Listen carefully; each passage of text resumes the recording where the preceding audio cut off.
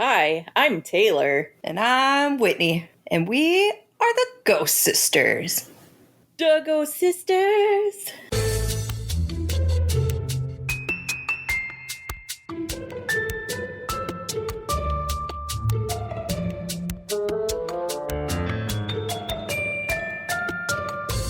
So I'm like super in recording mood today because I ain't afraid of no ghost shirt, and I'm also wearing my ghost pajama pants. Oh, damn. She dressed the part. So I dressed the part. I came to play. I came to win. I'm wearing a shirt with a dinosaur on it that says Roarsome. It kind of works. I mean, they are extinct, and so they're dead. And Dino Ghost. like, Dino Ghost. If you hear a weird roar, it was T-Rex saying, hey. Totes. Hey, hey. Okay, so maybe we should get into why we're doing this episode. And people are like, Nope, what the... we're just going to keep doing this We're just shooting the whole time. This is it. Just shooting the shit this time. Yeah, for sure. So you may be hearing a little bit better audio, and we hope, mostly on Taylor's end, because we did some troubleshooting, we got some new equipment, and now we're both recording on the same type of microphone. So hopefully it sounds better. What? So we figured we would kind of christen our new microphones with a mini episode on our own personal ghost stories from our childhood up until present. So let's do it, so Taylor. Let's go. What do you got? Okay, so the earliest ghost memory, and I don't even know if this was a ghost memory or an overactive imagination, but I had this horrible fear. It's probably overactive imagination. Maybe. I had this horrible fear of what I used to call fire drills. And it was not what you're thinking. It was an animal that looked like a giant black dog that came out of the smoke alarm at our old house where we grew up. Yep. And I was terrified of them, and I had no reason to even think that they would exist. And I had no reason to fear them. We never had a fire. We never had a smoke alarm go off for a legitimate reason. So I had no reason to think of these. I mean, we did, but not until we got to the apartment complex. Correct. Yeah. And this was long before the apartment complex. So the very fact that it is a pair of black dogs that would come out of the smoke alarm, and it terrified me. So that's my earliest possible ghosty memory that I have. It could very well be just, overactive toddler imagination, but it was weird. So apparently in that same house, I don't remember this, but I know Dad has mentioned it a couple times. He and I were in the front room on the computer because, there was only one computer at the time and there was only a designated room for that computer. But we were on it, and all of a sudden everything got really, really loud. Like there were just a lot of voices talking to both of us. And then all of a sudden I heard his name, and I apparently asked him hey, did you hear that? And he was like, yeah, I did. And then I know he has another incident that happened in that room, and it was almost the exact same thing. It got really, really loud, and then either someone said hey or tapped him or something like that. But that was the experience we had in that house. I didn't have anything else happen in that particular house. I only have stories from Mom and Dad. So there was that incident with Dad. There was another one that was almost exactly the same. He said that they constantly experience scratching and knocking on their bedroom walls. Oh, yeah. Yeah. But he also would go out and try to find the crickets that were making noise outside of the window at night. So I did not know that. That's on brand. Yeah. Apparently they would be making too much noise, and he would go out and be like, where's the little fucker? Oh my God. Yeah, that fits very well. That can also be explained away by critters in the wall and stuff. I've had my share of critters in my walls. So crittles. I never really experienced anything paranormal in the apartment that we stayed in between houses. There was that massive fire, and that was really the only experience I had. And that wasn't paranormal. In the new house, we had some experiences, but most of them started after our cat Pitts died. Oh, you didn't mention in the original house when Papa died. Oh, yes. Apparently, whenever our grandfather died, we call him Papa. Our parents sat us down to tell us, like, hey, just wanted to let you know he passed away. We're here for you guys. And I apparently said, I know, he came and told me. Yes. So. Yeah, you said, I know, he came and told me. He told me that he feels a lot better and to not be sad for him and that he loves me. And I wasn't. His funeral was actually very good. I didn't understand why everyone was crying. Now I can't even think about funerals without like tearing up a little. So. Yeah, that's legit. Yeah. Yeah. We've gone through a lot in the last few years. So like. Fair. Yeah. So on that same vein with Mammy, she said that it was like a night or two after Papa died that she felt the mattress in that front room compress and somebody leaned over and like hugged her. And she said that it felt like him. Oh. Yeah. That's sweet. Yeah. In the next house. Oh, the next house was spooky. It was spooky. And what's really crazy is it was a new build. So it wasn't like somebody had died in it or something like that. Another fire, though. Yeah, there was another fire. Being built, the house next door burned down. Yes. And that was also being built. So I don't remember what caused it, if it was like an electrical fire or it was some hoodlum. No, it was one of the construction workers had thrown a cigarette on the ground and he didn't snuff it out entirely and it smoldered until it caught. Smoldered. It's the bad kind of smolder, though. Mm-hmm. The other one is... Yeah, this Flynn Rider.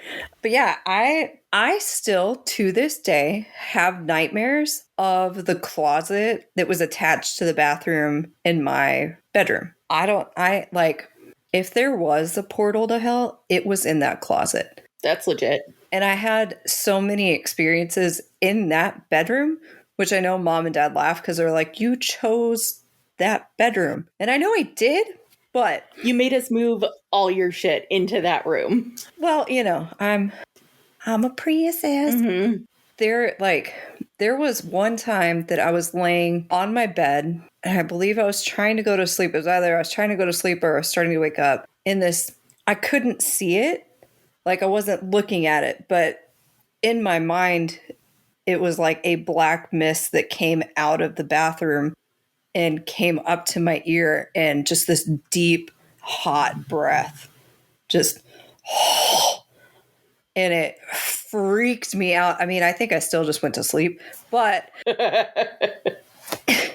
it was unpleasant. And I still like think about it. And I like, ugh. Yeah, I get the heebie-jeebies, but I swear that closet, which funny enough, everyone's going to be like, what? Somehow the house that I'm in right now with, I live with my parents. Hey guys. The house that we're in is the exact same floor plan, but reversed. And I'm in the same room that I was in, and this closet doesn't freak me out. Yeah. Like, it's weird because I can open the closet and I can see the back of it. And I feel like with that old closet, I could never see the back of it. Right. No matter what. Right. And, it's not okay. It's not okay, Taylor. It's not okay. Mm-mm. I really didn't experience, we of course saw, after Pitts died, we saw his paw reach up. So Pitts, our cat, his name was Pop-Tart Strawberry because Whitney named him. And he died when he was, 18 or 20. He was super old. And, okay, so story behind this. Pitts, he had an affinity for dice whenever we were playing a game that's called Wahoo. It's a horribly racist game, but it's still a lot of fun. Whitney, it's the worst. Whitney hates it. So every time we get the chance, I'm like, we should play Wahoo. But yeah, he loved the dice. And so you would just see this paw come up on top of the table and try to scoop the dice off so he could go play with them. There was one time that Whitney and Dad were sitting in the living room and they see this paw flash up over the top of the table like he's trying to get some dice, and it looked like Pitt's paw. Yeah, it was this little white paw. He was an orange tabby, and he had little white paws. Because of course that's how we got the name Pop-Tart Strawberry for no apparent reason. But yeah, this little white paw popped up, and I remember Dad and I looked at each other, and he was like, "You saw that, right?" And I was like, "That was a cat paw. Like that was a white cat's paw." That were like, toot, toot, toot. Yep. That's a more innocent thing that happened in the house. I really didn't start experiencing crazy paranormal stuff until I was moved out. And so, disclaimer, I had a phobia of ghosts up until about 2013. This bitch. I used to I had a job at PetSmart way back when. And I would get off of my shift, and the only thing that would be on would be Ghost Adventures. And she would be like, "Hey, what you doing?" And I would, I'm watching Ghost Adventures. And she's like, "Oh, I can't. Oh, that's just, it's so, And I was like, "Okay, well, how about I stay like on the phone with you, or we can keep texting, and then you can peace out whenever you're done." And then that became like, that's what we did every Saturday night. So it was like, oh, it's like, no, it's sisters. But then Taylor would be like, "Oh my God, did you see the new Ghost Adventures?" And I was like, "I was out drinking with friends." So I didn't see it. But she went from being like, "I can't handle ghost shit," to, "Yeah, let's have a ghost podcast." So yeah. So I remember one time that Mom and Dad and I were watching some medium show. I don't even remember what it was called. It was probably Long Island Medium or something like that. But at one point, the lady like looks down the hall and she's like, "There's a boy standing at the end of the hall down there." And I fucking lost it. I started crying. I started shaking. And Mom came over and she was like trying to lighten the mood. She was like, "Are you pregnant?" I was like, "No." And I know. But thanks, Mom. I know. But like neither of them, they were both like, "I don't understand what's going on." And I was just so terrified of it. So I really didn't start becoming okay with ghosts until 2013 because I got on anxiety, antidepressants, and Whitney and I started doing the Ghost Adventures thing. And I think the first 2 or 3 times I would be out like after the B-roll at the beginning when Zach's being super dramatic and stuff, and I was just like, I can't handle it, and I wouldn't watch the rest of it. And now I put it on as white noise. So yep. But back when I was terrified of ghosts, right after I moved out to go to college, every time I would come back, the hallway leading to my bedroom was terrifying, and I would run. Same. Yes. So the bedroom that I had before I moved to the creepy bedroom was across the hall from Taylor. Yeah. And it felt like something was watching me from that bedroom and would chase me down the hall whenever I would go towards my room. The second I got in my room and shut the door, it was fine. But so same thing for me, because Mom would be like, "Hey, this is Taylor's. Can you go put it up in her room?" And I'd be like, "Okay." And so I would like go up there, and as soon as I would get to the threshold of that hallway, I would run, and I would just chuck it in your room and then slam the door and then run back to my room. Yeah, it was the same for me, but that's why if you ever got home and you're like, "Where'd all this shit come from?" It's because I just chucked it in there. That's like, fair. Nah. Yeah, in all fairness, I would have done the same.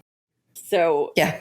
I didn't experience anything beyond that feeling. And I remember telling Dad about it, and he was like, "I don't get it." And then Mom said that she felt it one time right before she moved out. And then once she moved out, Dad went up and he was like, "Yeah, I feel it too." So everybody felt it at one point. I think Dad was still kind of like, "But it's nothing." But then he told me that Josh's stuff was right above that hallway. And Josh was our, I guess, older brother. He died when he was 2.5 months old. So we never knew him. I wasn't even born yet, but all of his stuff was there. Yeah. Just a real creepy feeling. Yeah, which I don't think that was him. I don't think so either. If it was, I could see him being mischievous, but that also indicates that there's a consciousness beyond an infant. So, Right. I don't know. I don't know. I don't yeah. So, Now, the house that I bought, I had a lot of stuff happen there, and that's where Stephanie came about. So I think you guys probably heard in the very first episode about Stephanie. Hey girl, what's up, Steph? I used to all the time get women's perfume, and I don't wear perfume. And I mean, I lived by myself, so it wasn't someone else's perfume. right. And it would always be like kind of near the kitchen or the back door. There was one time Taylor had come down. If you had like an anxiety attack or something, you would go sleep on the couch. And so one morning I woke up, I have this like slice of a grandfather clock. I know that makes no sense, but it's like you can see the 3 and the 6 and that's it. Nope, the 3 and the 9. Yeah, the 3 and the 9, and that's it. And I had that up on the wall. And whenever I woke up in the morning, that was off of the wall and laid perfectly in the middle of a box that I had crochet in. And I asked her whenever she got up, I was like, did you take my clock off of the wall? And she was like, I was in the bedroom the whole time. But that thing, there was no way that it could just fall off of the wall. Like it's one of those like eye hole things, like where you have to like slide the nail onto it or whatever, or slide it onto the nail. Yes. So I want to specify this a little bit more. We hung that clock the day before, and because you were like, I want to hang this, but I can't do this myself. And so we hung that clock while I was there. And it's a keyhole hook. So that means that you put the thing on and you slide it down and the nail is in the clock. And, you have to physically lift it or you'll rip the nails out of the wall. Or you'll break my clock. Don't fucking break my clock. So this clock has a glass plate over where the face would be, and then it's attached to 2 little wooden ends, and then you've got the face of the clock behind the glass. So if this clock had fallen off the wall, it would have shattered. That glass would have shattered. The nails would have fallen out of the wall, and it would have been chaos. So when I had when I had gotten up that morning, because I got up before Whitney did, I remember seeing that clock had been taken down. And I was like, that's really weird. Why would she take down the clock? I thought she liked it there. And then when you got up and you were like, why did you take the clock down? And we were both like, it wasn't me. Oh. Yeah. So this clock had no reason to be taken down off of the wall. You could say it was time. Oh my God. That Stephanie was a constant thing for you. Like just the perfume you would have. Granted, you attributed this to Luigi, to your cat, the door cabinets and stuff opening. Yeah, because Luigi's an asshole and he does that here too. That's true. Yeah. Like half the cabinets open here too. So like whatever. That's true. But I do feel like Stephanie followed me. I mean, I told her like, hey, if you want to come with me, you can come with me. And at the apartment that I rented after that house, so there was one time my boyfriend at the time was coming over and I was like, hey, just come on in. The door's unlocked. I like, don't knock because it's going to rile up the dogs. And so I'm sitting there and then I hear knock, knock, knock. And I was like, God damn it, you son of a bitch. And the dogs start freaking out and everything. And I get up and I walk over to the door and there is no one there. And this is like, there's a staircase, but you can see everything. It's not like a covered staircase. There's nowhere to hide. So there's no way that someone could have run up, knocked on the door, me get to the door, and then not be in eyesight. And so I was like, what the fuck? And around that time, I see him pull up around the corner and pull up to come over. And he was like, hey, what are you doing outside?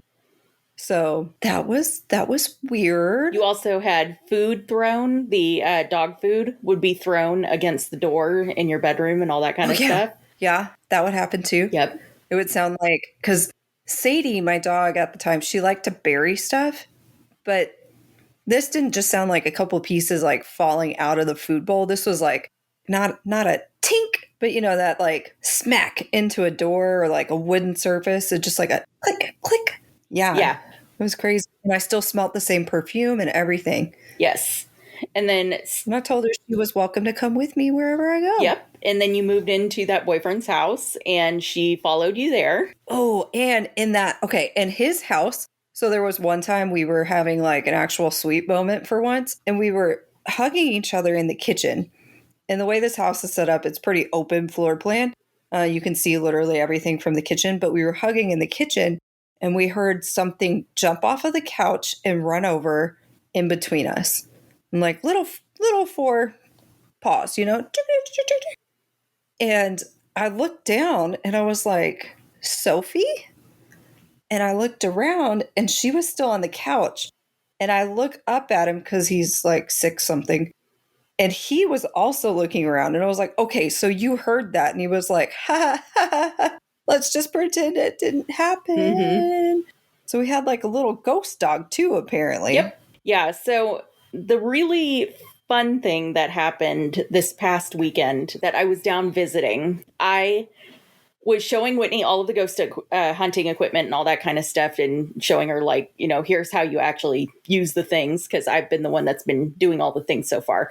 I pulled out the dowsing rods because I just wanted to show like, here's the dowsing rods. And I was just explaining how it works, and I had them out in front of me. And Mom jokingly kind of asked, is anybody here with us right now? And the dowsing rods crossed. And whenever doing dowsing rods, crossing means yes, and spreading apart means no. And then if they just are straight out in front of you, that's neutral. And so I was like, that's weird. Like maybe I moved or something like that. And so I put them back to neutral. And then we asked again, is anybody here with us? And they crossed again. And these dowsing rods are 2 copper rods within a completely separate housing that basically allows them to free move without the influence of your hands doing anything. I began asking, is anybody here with us? Can you put the rods back to neutral? Every time it would cross, I would ask it to put it back to neutral, and it would do it.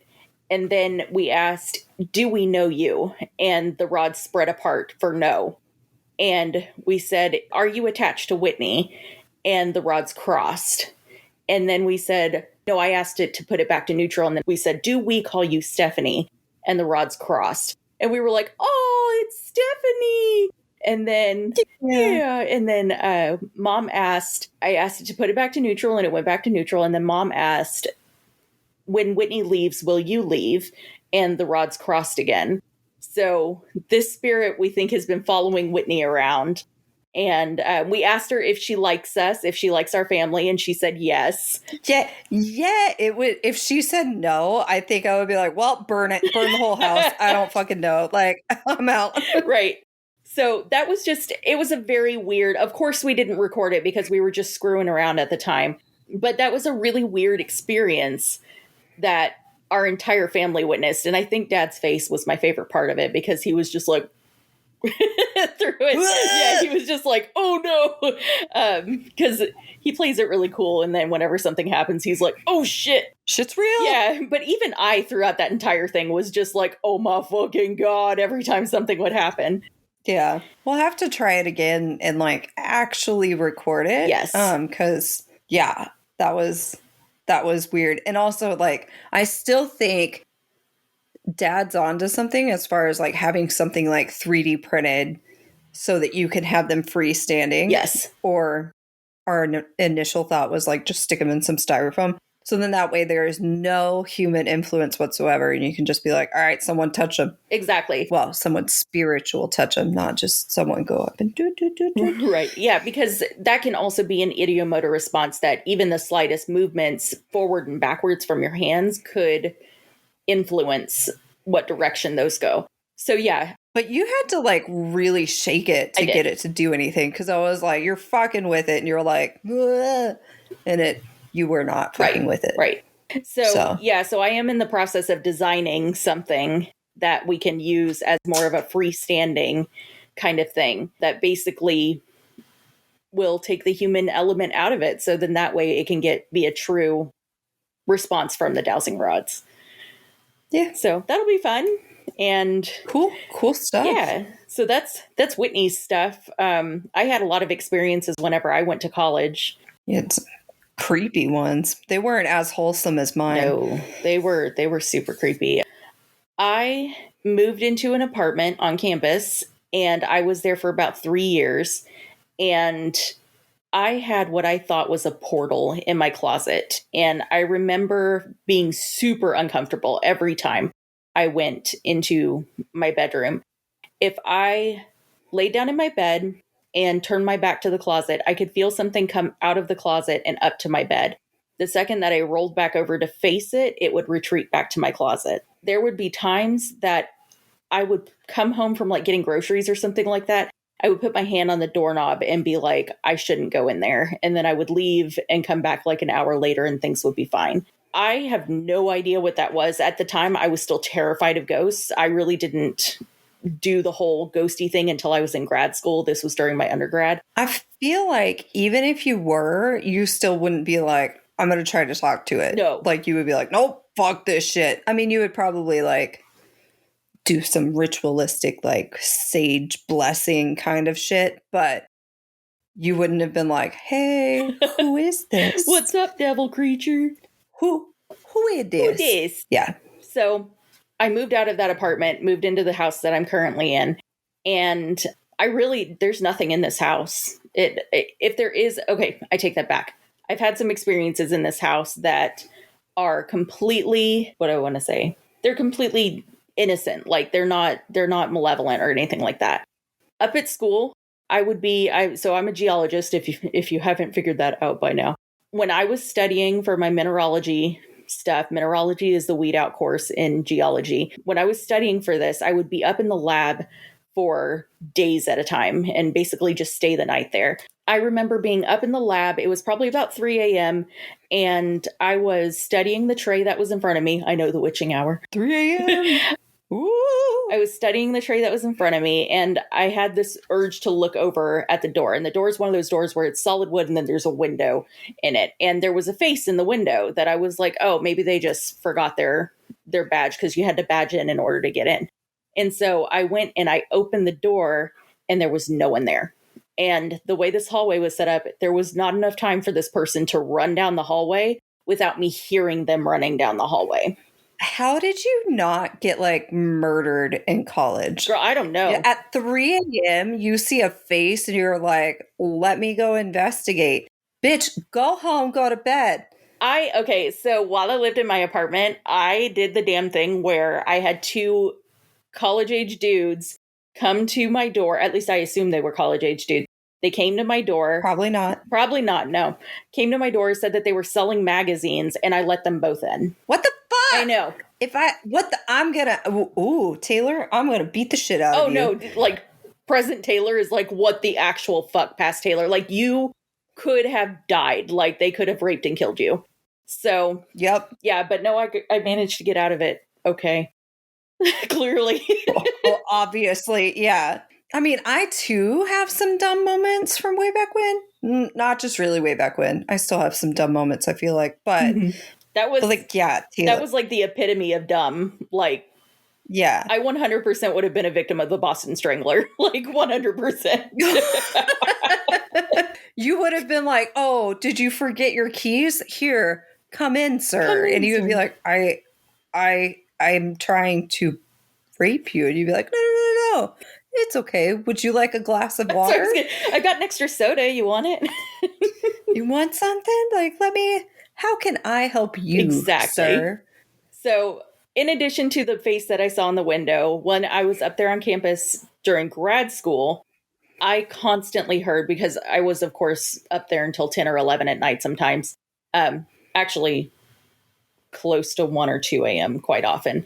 Because grad school is like, it's awful, guys. It's terrible. And if you're going through it right now, way to go, yo. No kidding. Like, props to you. I 100% feel you on a spiritual level. I am sending you all the good vibes, because grad school fucking sucks. Even if you're not in grad school, You're still awesome. You are. If you're doing any damn thing right now, you're still awesome. And if all you're doing is surviving, you're still damn awesome. Especially if you're surviving while listening to us. Legit.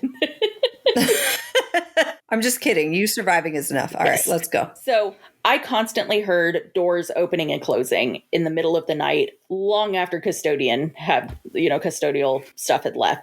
So that was always creepy. I remember being in the front office and I was talking to the girl that was running in the front desk at the time. Her name was Shaquana. And I see this big shadow go across the wall and around the corner into this lady Larissa's office. And I asked Shaquana, I was like, is Erin back there? And she was like, no. And I was like, is there anybody in the faculty break room? And she was like, no. And so I peeked back there. And sure enough, all the lights are out. There's no one back there. There was no one out in the hallways. Nothing could have cast that shadow. And Shaquana was terrified of ghosts. So when I was like, I just saw a big ass shadow, she was like, and I'm closing the office early. And time to go. Time to go. So the things that I experience in my house are ghost cats. 100%. Wow. Yes, 100%. I have at least one ghost cat, but I think I actually have two because I had the ghost cat before Galena died. And then I see a lot of Galena, like there are a lot of Galena things that happen and she's not here anymore. So I will feel a cat jump up on the bed behind me while I'm sleeping and turn around and there's no one there. I have seen a cat coming out from under my bed and there's no one there. Like I've been in the, in my closet and I looked down and I was like, oh, hey, Jakey. And when I turned to actually leave my closet, Jake was sitting on my bed and it wasn't enough time for him to leave the closet without me noticing that he had left the closet. So I look around and all four of my cats are within eyesight. I can see all of them and none of them were in the closet. And I was like, hi, Leanies, if that's you. So, hi, Lean Bean. Lean Beans. So now where I work, we have a ghost that we call Crithaniel. Oh, yeah, Crithaniel. Crithaniel. Y'all are ridiculous. So Crithaniel. Yes. So Crithaniel started with the name Nathaniel. I had one of those little shitty apps on my phone that was like, it's like an Ovilus. And, so I was playing with that. And I just kind of jokingly asked, what is your name? And after about two other questions, I got the name Nathaniel. And so I was like, oh, his name is Nathaniel. So we start calling him Nathaniel. And then Tori and I were sitting there playing with that same app, and the name Chris came through. And she was like, oh my God, I think she said that was her boyfriend's name. And I was like, maybe that's actually the name of the ghost. And so we decided to combine the names into Crithaniel. Crithaniel. So Crithaniel lives on the 6th and 7th floor of our building. And we have legitimately heard somebody in a vacant cube typing on the keyboard to the point that the girl that's in the cube next to that vacant cube has gone over to be like, hey, is anybody here? And no one's there. And she said that she gets the heaves and she just puts her headphones in and keeps working. So I still think that haunting an office or a place of work is just, it's so sad. It is. That you're perpetually stuck at work. I had in my office, I also had a ghost. Actually, I'm like almost every place I've worked, I've had some sort of entity. Except for where I work right now, because it's a van. So It's a van. I hope not. But I had in my office, I was coming back from the bathroom and you have to use your badge to actually get in. And I was walking back to my desk and I heard Whitney. And I looked and I was like, huh. Because I was like, maybe someone was calling my name. And so I went to go sit down at my desk. The guy across the way was like, wait, you heard your name, right? And I was like, wait, you heard it too? And he was like, yeah, that was weird. No one else heard it though, just me and him. And we were feet apart. I was all the way on the other side of the room. We could make eye contact, but that was it. We couldn't hear each other if we tried to talk to each other across the way. So somehow he heard my name and I heard my name. that was also the office that was like right next to a cemetery. So I don't know. But again, it would really suck to pass away and then you have to haunt an office. Granted, maybe it wasn't an office before and you're just stuck on that area and you're like, well, here we go. Let's fuck up the printer because why not? That's what I was going to say. So our building is on a spot where it used to be military ground and it used to be the projects. So there's a good chance that there was a significant loss of life in that area. And we back right up against a cemetery, like you can see it from my window on our floor. So, but yeah, we've had people clearing their throats when nobody's been around. We've had, like, whenever you stack papers and you go like against the desk, we've heard that. I've heard chairs move. Yeah, so, and I caught that weird figure on the SLS cam in my office. I'll have to post that on Instagram because I do have the video on that. Oh, yeah, you actually have video of that one. Yes. So look at you. Look at me. So yeah, that was having evidence. Yeah, I'll put the thing in there, but I was setting up the SLS cam for the very first time and I left it for like 20 minutes and nothing happened. And then when I turned and looked, there was a figure on top of my desk and I was like, everything about this is messed up. So, yeah. So that was just a little foray into us and our experiences and kind of how we got into what we're into at this point. So there's other stuff too. So yes, stay tuned, I guess, or ask us or whatever, man. Yeah. Or maybe one day we'll haunt you and tell you all of our ghost stories while we're haunting you. Ghostception. Oh my God. And if you have any ghost stories that you want to share with us, we do plan on doing like a listener request / listener stories. Like one of our listeners has already requested that we look at ghosts in a non-religious kind of standpoint. And they gave me a theory to look into on that. So I'm going to be researching that. We're going to do an episode on that. So if you're interested in having your story told, or you have something that you would like for us to look into or anything like that, we are happy to take suggestions. Heck yeah. Heck yeah. We hope you enjoyed this not so mini episode. And we hope it sounds much better. Yes, we do. Yeah, for sure. For sure. Thanks for listening. We will spook you later. Spook you later, bitches. Bitches. Okay, bye. Bye.